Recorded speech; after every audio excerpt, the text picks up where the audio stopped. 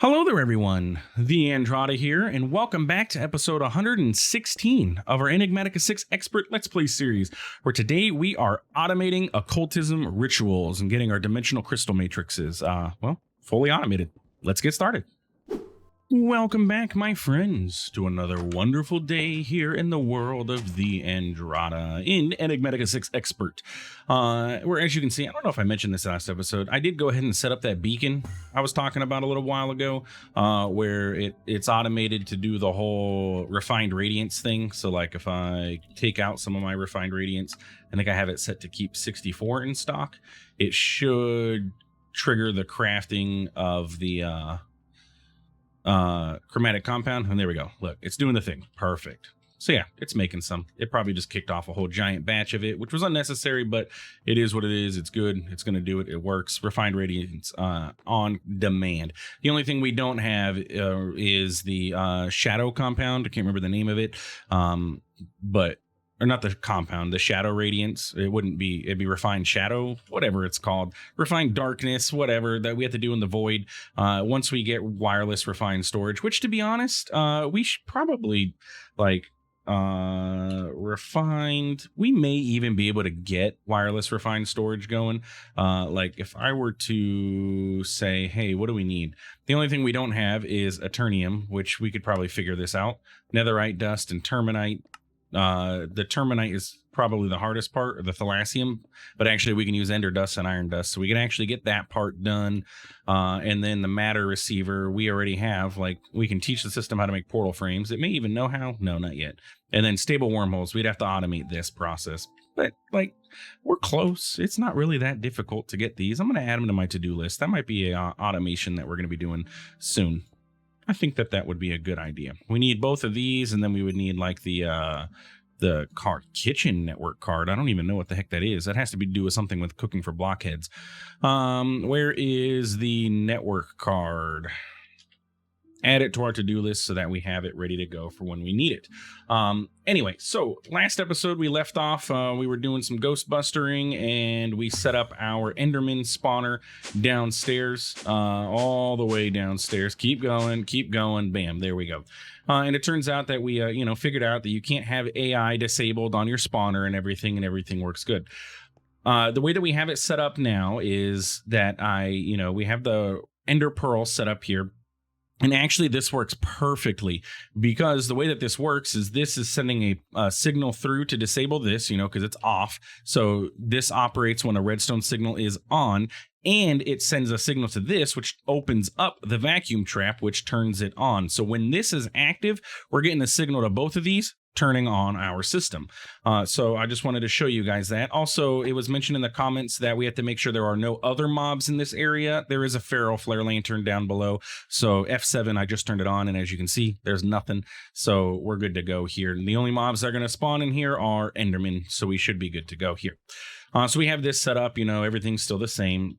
The only thing I did at home was go ahead and set up the actual craft automation for this. So if we pop all the way down here into crafting room, we have our vacuum pump in, which is set to import spawner cores. So it's going to import spawner cores into this only when we have less than 64 Enderman spawner cores. And this is specifically the Enderman spawner core and set to exact mode. Okay, so we have that going for us. And then back here, we have our redstone link. I have not added the Ender Pearl to this yet, simply because once I do, it's going to actually kick it off. But we can't craft these yet. We don't have the ability to craft our spawner cores because we don't have the dimensional storage crystals automated. And that's what we're going to be working on today, is getting these things going. And then I can go ahead and put the Ender Pearl in here, which will kick off the whole crafting mechanic, which is going to start spawning Endermen. I just don't want this to be spawning Endermen and then just, stuff in that room with Enderman. Not that it really makes a difference or anything. But hey, I also went ahead and I don't know, I didn't mention it. I added 2 range upgrades to this thing or something like that from Pneumaticraft. Range upgrades, the system knows how to make them. They're fairly simple. I think we even showed them last episode, but I added these to it so that we can make some. And then I have memory essence being exported into this so that it runs faster. And then over here for our vacuum pump out, we just have our spawner core being pulled. And remember, this is on exact mode. It is whitelisting. So the only thing it will pull out of that is the spawner core. Cool. So that's the automation for that. And it should run flawlessly once we get those dimensional storage crystals set up. And so speaking of dimensional storage crystals, we need to get them set up. In preparation for this, I went ahead and taught the system how to make precision sawmills. Fairly simple. We had everything already taught to the system except for the rock cutter blades and the rotation speed controllers, which these are already fairly simple. That's not a big deal. The rock cutter blade is a metallurgic infusing recipe with some diamond juice and on a saw blade, and then the saw blade is just a bunch of steel. And we already automated this quite a long while ago. So setting that up was fairly simple, and we are good to go. So we have a precision sawmill, and I actually have two here because I remember that we needed one for something a while ago that I wanted to automate. But like, look at this. We are completely out of room on our automation wall here. I'm gonna need to switch these over to iron crafters and then build like a second layer here or something so that we can get power into them, and then crafters sitting on top. It's going to be a mess, but our automation wall is kind of full. Generally, I set this stuff up inside of a compact machine at this point, so that way we have the whole compact machine to do all that stuff, and I'll break it out by like an industrial foregoing compact machine, a thermodynamics compact machine. But again, we don't have wireless refined yet. Also, we don't have compact machines. I think the highest level compact machine, the giant or the maximum, is going to require industrious honeycomb blocks, which comes from an industrious bee. And I need to look up how to make this. We probably could, to be honest. Like the crafting of this guy is probably not too difficult. Industrious bee spawn egg? Nope. Filled bee jar? Yeah. Iron honeycomb block, iron honey, pink slime. We probably could do this. An advanced machine frame. We have advanced machine frames taught to the system, right? Yeah. Right? That was my bottleneck at one point. Advanced machine frames. Yeah, so we could get the industrious bee, get those blocks of honey and do the thing, and then get compact machines and start migrating this over. I like using compact machines because as you can tell, our world is getting a little bit laggy. My FPS, though, is sitting at 77, but it does drop down. Like we're at 55, 65. It gets a little laggy having all of this stuff out in the world.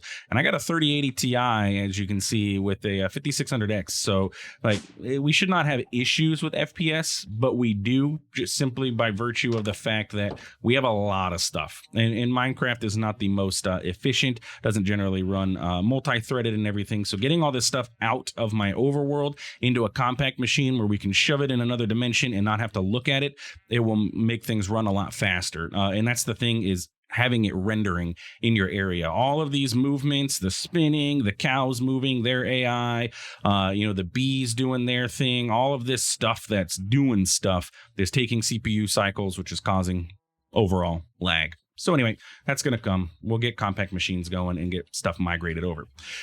Anyway, long story done. Story time's over. Let's go ahead and get ourselves set up with our dimensional storage crystals. So this precision sawmill is not needed because I actually have I have an extra one in here.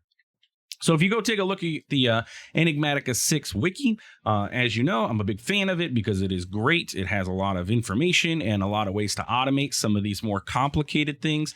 There is a section on automating specifically the dimensional storage crystal matrix here, because we're going to run into two problems with this crystal matrix, which makes it not easy to craft. Okay.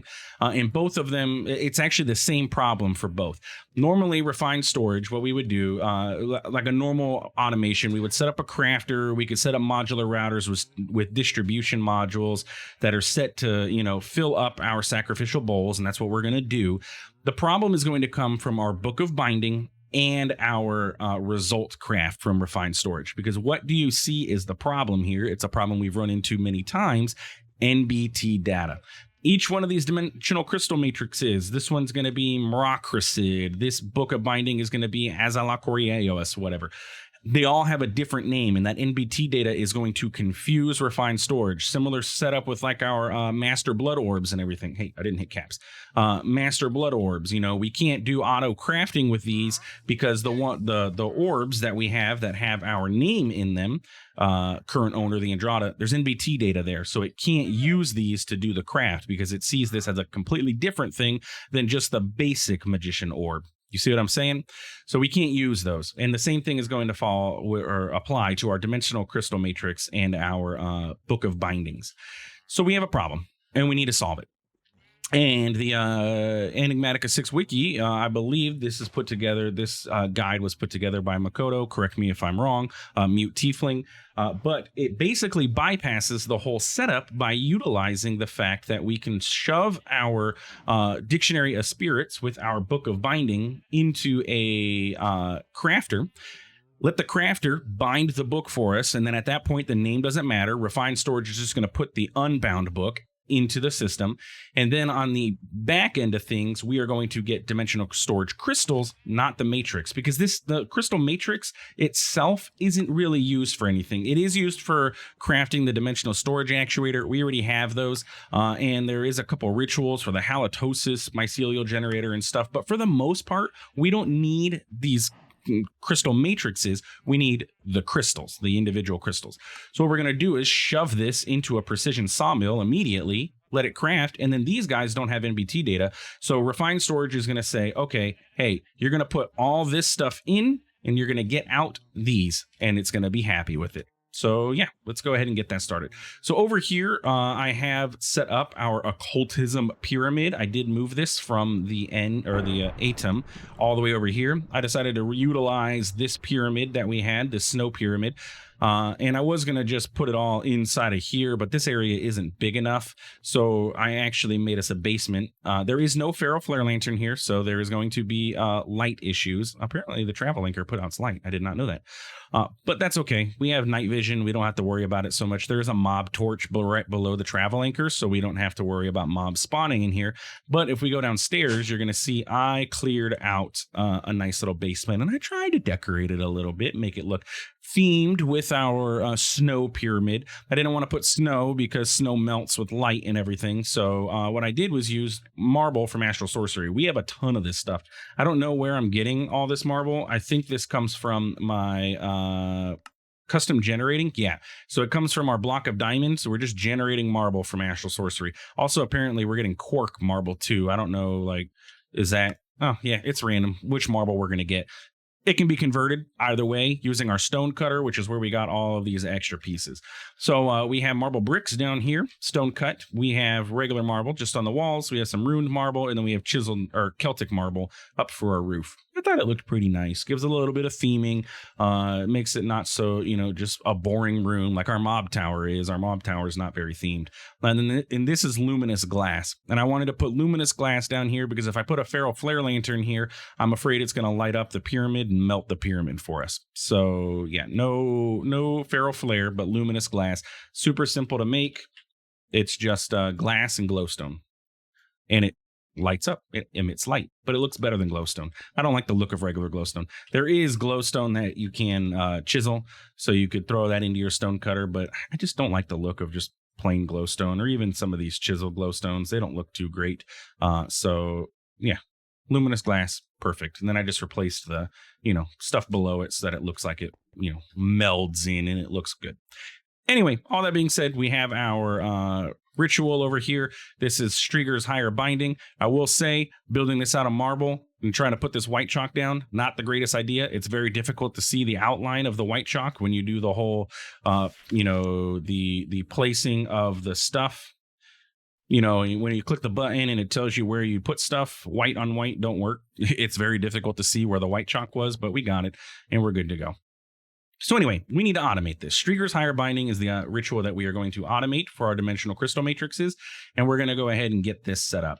So I am going to be referencing the Enigmatica 6 wiki back and forth, so there may be a few cuts here as I go back and read through, but for the majority of the setup, I think I got most of it in mind.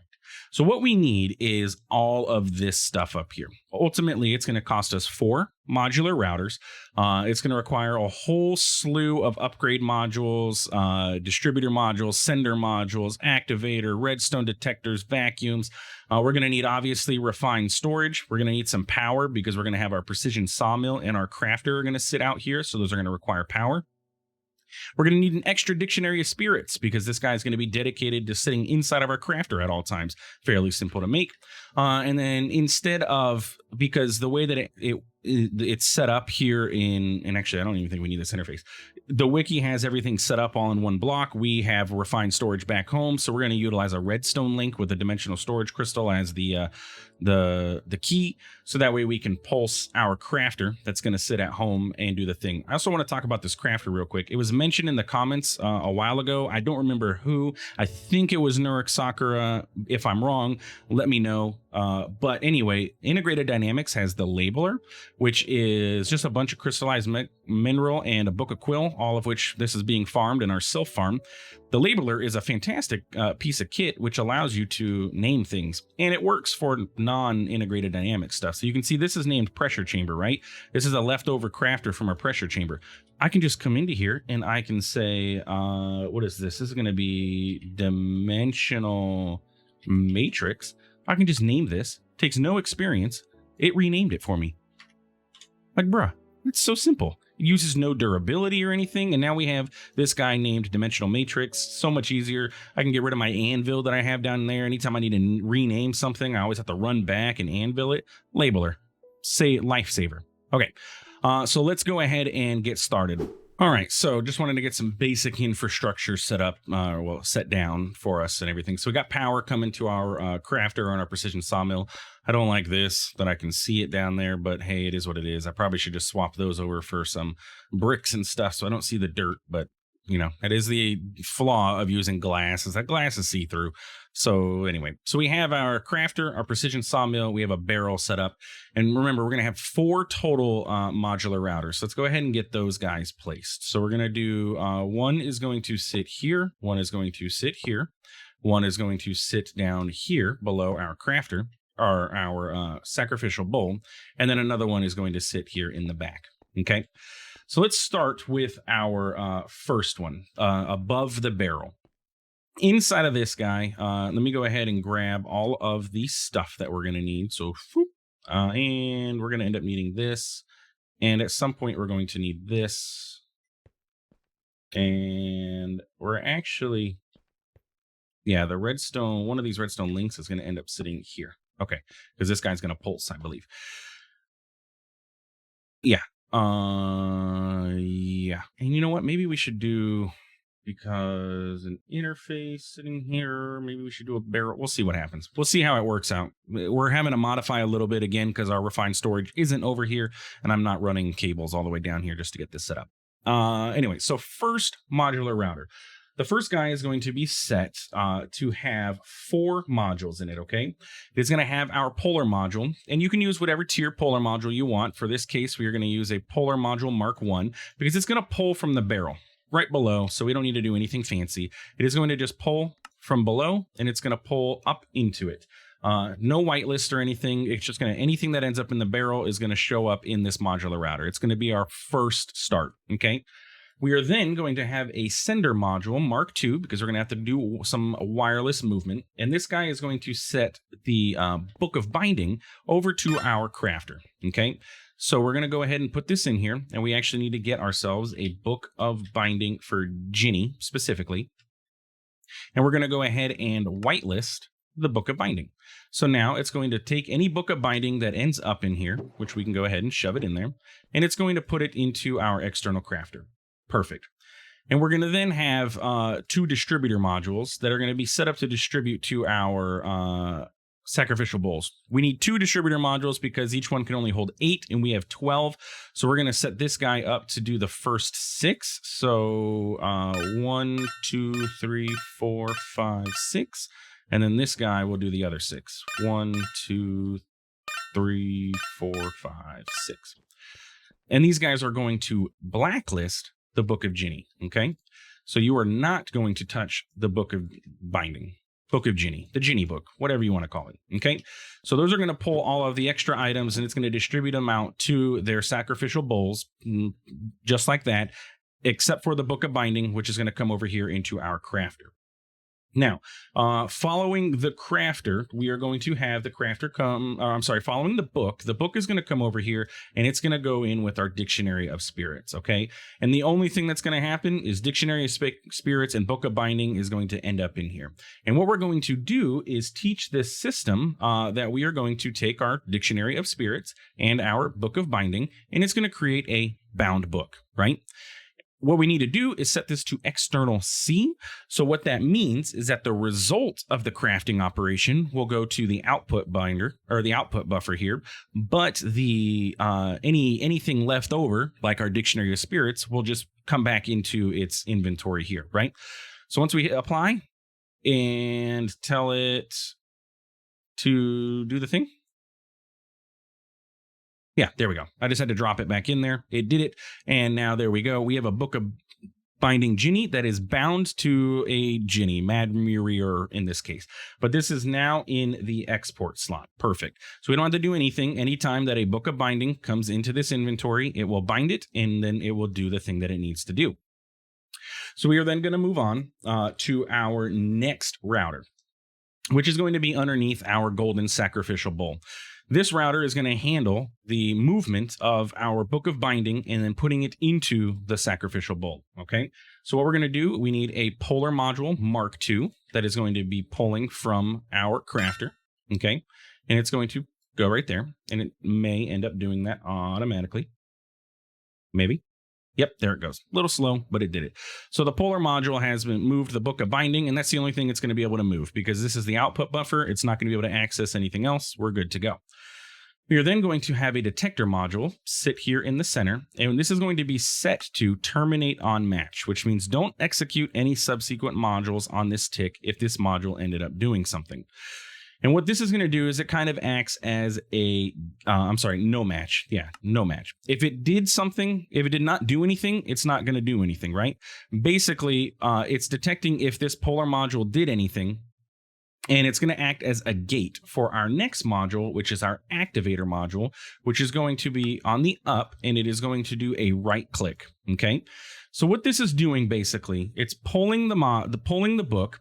This is acting as a gate because the occultism ritual will not allow you to start the ritual unless a complete ritual is present, right? All of the items are in the sacrificial bowl are available.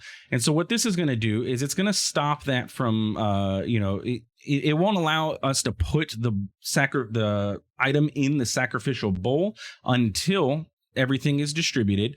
And with this terminate on match, what happens is once it places inside of the sacrificial bowl, it's going to stop sending the activator module up here, which means it's going to not pull the book back out. Because what you can do with occultism is you can right click in and you can right click out. If you take the book out in the middle of a ritual, any of the items that had already been processed are going to get deleted. They're going to get destroyed essentially. And so doing it this way stops everything from getting gummed up essentially. It's just gonna work. So we're gonna actually take this book of binding Ginny with us because once we get everything set up, it's not gonna be useful.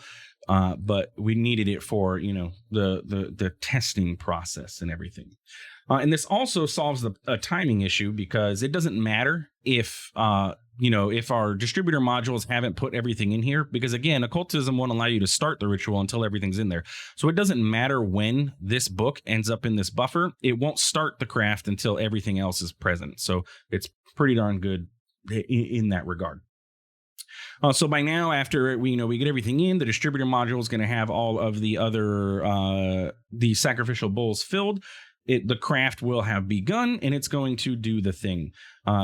We then need to grab our other router over here, which is going to have a vacuum module in it. And the vacuum module can be whitelisted to the dimensional crystal matrix, except I don't have any, so I kind of sort of can't do it. So it's just going to pull whatever ends up on the ground. Eventually, maybe I'll set it to do that. If I can interrupt the recipe and grab it, perfect.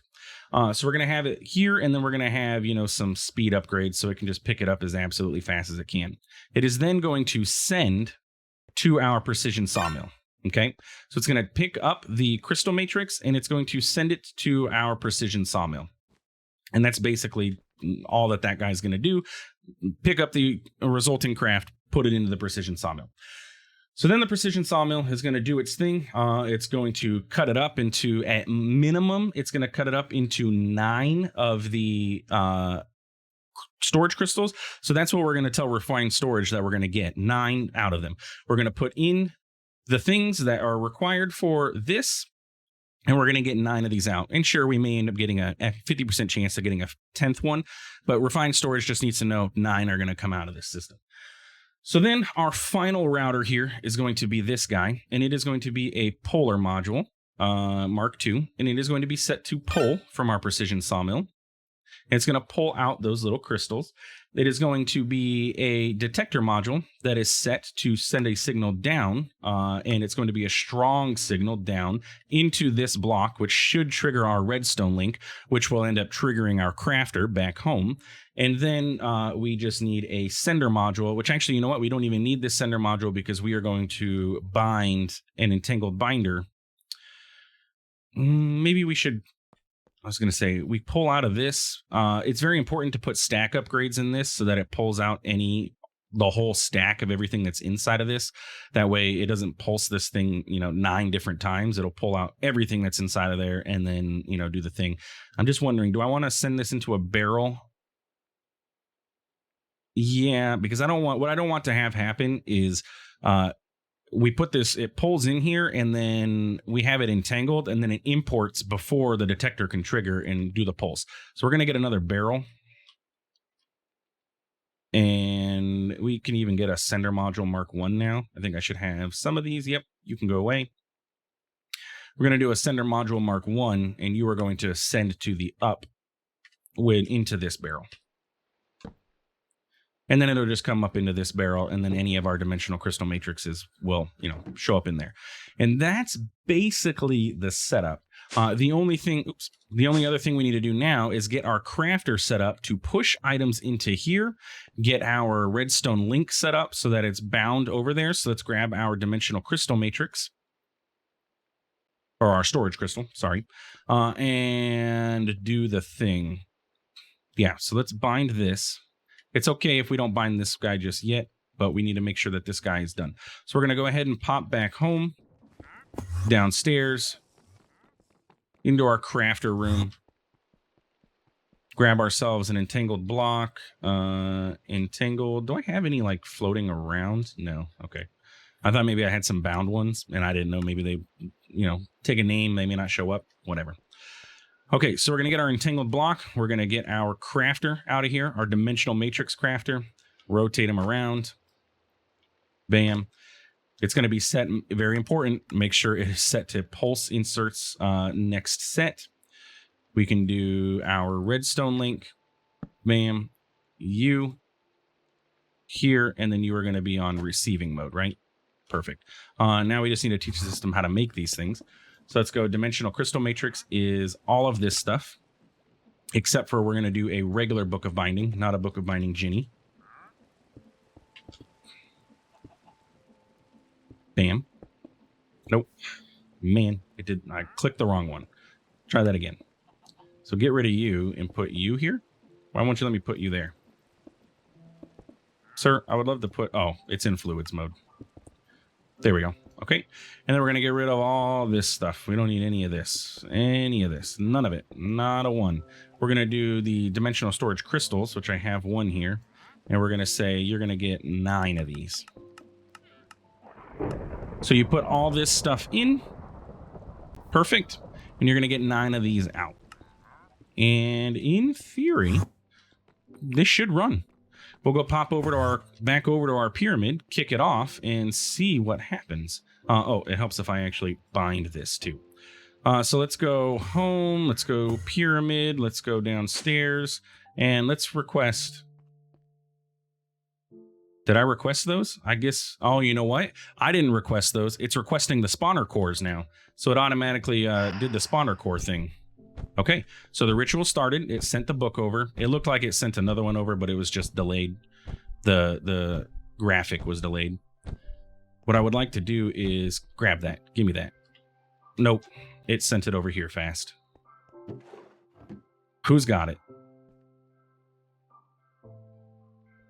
I tried to grab it and it's stuck over here now. Okay. Perfect. Well, that actually works out for me. So vacuum module is whitelist of dimensional crystal matrix. We don't want NBT. We don't care about any of that stuff. It can match any of those. Perfect. We just want those. So what happened here is our module is set to pull from the north side of this, which is the back. So we actually need to turn the back of this to an input, clear all sides. The back is going to be an input. There we go.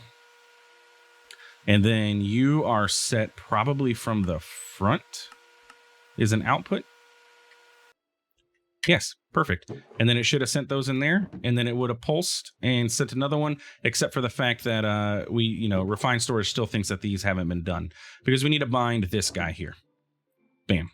So if we go back home, grab ourselves another entangled block.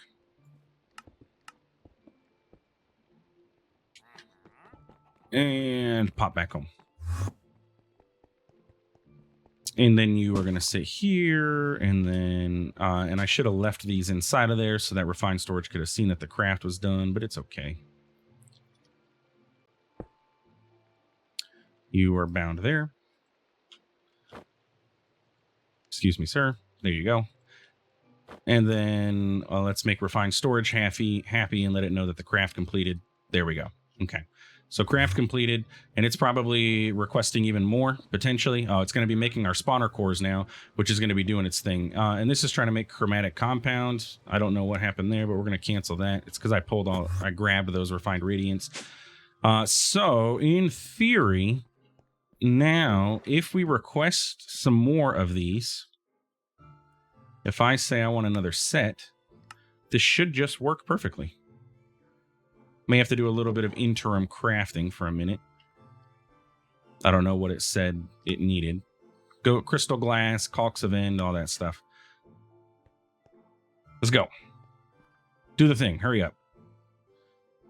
I mean, it almost worked perfectly. I just had to grab the thing. So, where are you at?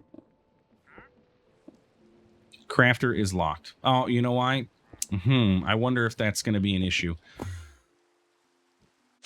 Did this pulse not into this block not do the thing? Let's get a button.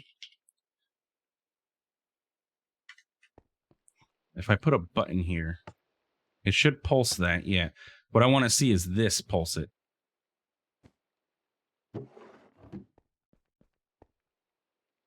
Is there a range to these things actually?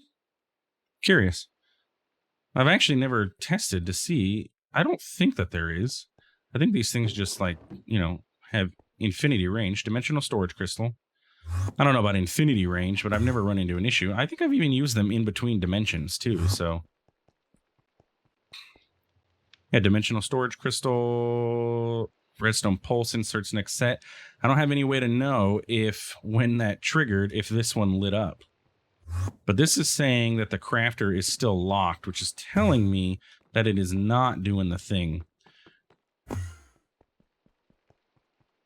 Let me get another button here, and we'll pulse this bad boy again,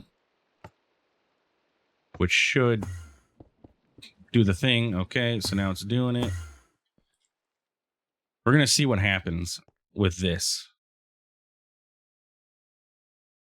I may have to figure out a different solution for pulsing that. Some way to get the redstone signal out there or something. I don't know.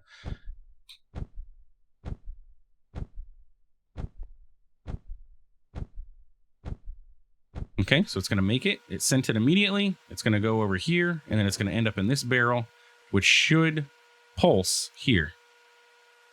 Because it's going to send it down into this block. It pulsed, perfect, and then it got pulled in, and then refined storage should be happy. So then my only question then becomes, yeah, there it goes. So then what if I wanted 2 of those? Let's get 18. Missing book of binding. Really, buddy?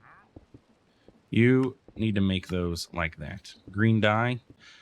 I know we're out of time on this episode, but we're gonna be we're finishing this thing off. So let's go ahead and where is my green petals?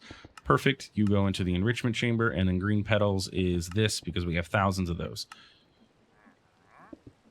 So you are going to go iron crafter, you go into the crafter, and then you are an enrichment chamber recipe. It's very laggy inside of this thing, which always scares me. I think my enrichment chamber is out. Oh, okay. We can go ahead and put that away. So let's request 2 sets of these. Oh, I see what's happening. It's because I'm doing 20. Let's do 18. It'll request exactly 2. And I want to see if it's going to yell at me and say that the crafter is locked again. It is. So we got to solve this storage issue. I don't know if this is just too far. Redstone links. Does the book have... is there even a create book? There's got to be a create book.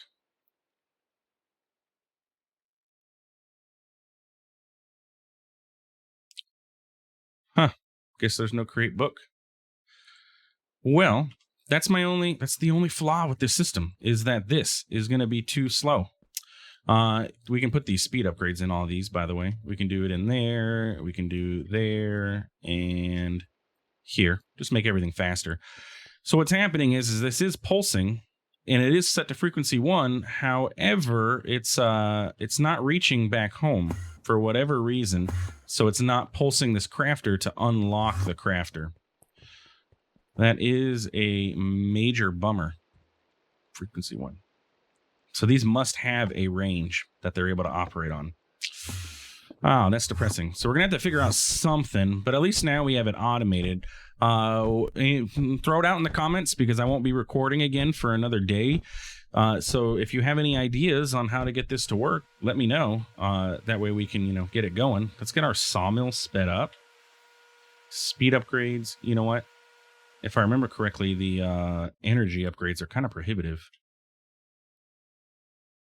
It's not the speed upgrades that are expensive. It's the energy upgrades. Actually, it's not too bad now. It was cobalt that we didn't have before, but we have cobalt being crafted now. Let's get 6 of you. And 6 of you. Yeah, we can craft those. Anyway, so I'm going to let these 2 do their thing. Just speed up this precision sawmill, make this a little faster. But yeah, again, it's stuck. I can trigger this all I want. Bam. But it doesn't trigger at home. So that is unfortunate. It looks like there is a range to how that crafter works. So yeah, if you know anything in the comments, let me know that I can get this wireless signal sent over here. That way I don't have to move all that whole setup, because that would be a bummer. Right now I'm having to manually trigger this to get everything going, but it works. The ritual works, and we can use this idea for ritual automation for other things. Now, obviously we don't need to do the whole, sawmilling up everything, but there's not a whole lot of other things that the output is going to be, something that also has NBT data.